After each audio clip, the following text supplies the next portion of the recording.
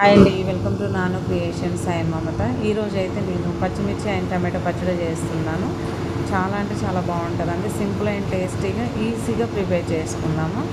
Okay friends, ఇక్కడైతే నేను tomato పచ్చిమిర్చి వాటర్ పోసుకొని ఉడికిస్తాను. ఒక్కొక్కరు ఒక్కొక్కలా చేసుకుంటారండి.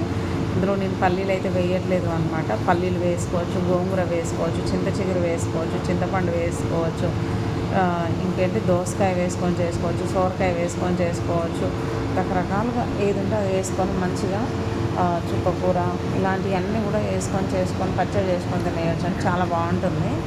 నాకైతే చాలా ఇష్టం పచ్చళ్ళని. నేను చాలా బాగా చేస్తాను. అసలైతే నేను ఎలా చేస్తానో చూపిస్తాను. పచ్చిమిర్చి టమాటో వాటర్ పోసి మంచిగా ఉడికించాను. ఆ తర్వాత ఎల్లిపాయలు, కొంచెం జీలకర్ర, కొంచెం ఉప్పు, కొంచెం పసుపు, కొంచెం ధనియాలు, ఫైనల్గా కొంచెం కొత్తిమీర, కొంచెం చింతపండు. మరి పుల్లగా ఉంటే బాగుండదండి. కొంచెం వేసాను, చూసారు కదా. ఎందుకంటే ఆల్రెడీ మనం టమాటో వేసాము, ఒక్కటి కాదు 4 వేసుకున్నాము. తర్వాత ధనియాలు, కొత్తిమీర వేస్తాను. చాలా బాగుంటుంది ఫ్లేవర్ అయితే. ఈ రెండు ఉండాలి.